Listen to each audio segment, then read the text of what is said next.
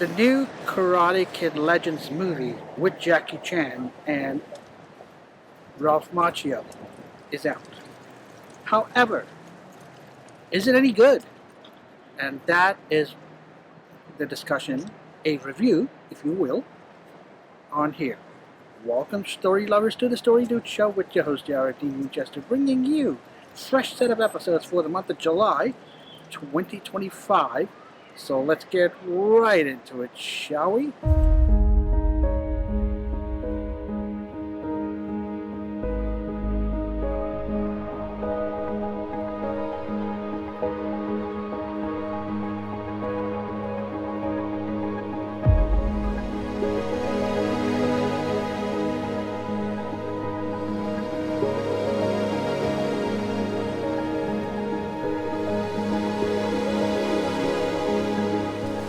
The Karate Kid Legends movie incorporates Jackie Chan's character and Ralph Macchio's character. They come together to teach a young student from Beijing, China, not just how to get ahead, but it's the combination of mixing Kung Fu with karate. Now, each one of these senseis have their own teaching style, with Ralph Macchio, who comes from a karate background, and Jackie Chan's character, Shifu, who actually knows Kung Fu, who's actually trained in Kung Fu, and that is exactly what our main character, our protagonist, knows. Problem is, once he gets to America, in New York, he meets his opponent, who's pretty quick with his reflexes, and counters his Kung Fu move, which he thought, our main character, our protagonist, thought that he would actually be fine with. He would defeat his opponent easily. But he was mistaken, because that was when you realize what you're up against. Now, his mom, on the other hand, didn't want him to fight. Her personal reasons, it's revealed in the backstory later on, but his mom eventually comes around, encourages her son, to fight in the end. Now, what I like best about this film is the relationship, the teaching styles, the combination between Ralph Macchio, who comes from a karate background, and Shifu, with a Kung Fu background. They come together. Maybe they clash in their teaching styles, their philosophies, but I think it is a very interesting combo, a team up, if you will. Very interesting team up when it comes to our protagonist learning some new moves that would help him, give him the edge that he needed to fight his opponent.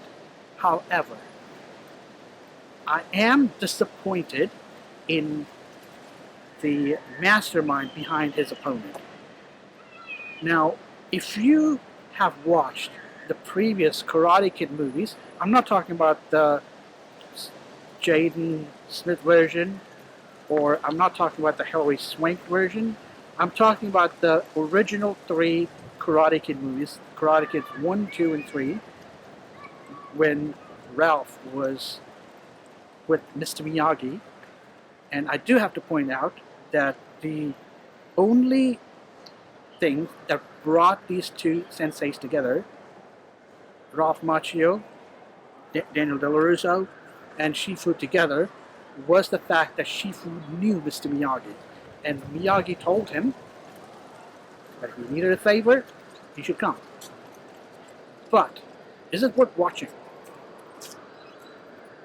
except for the mastermind, the antagonist of the story, the true antagonist of the story, I'd say it's worth it because it's an interesting dynamic between Shifu and Daniel Del Russo and their teaching philosophies.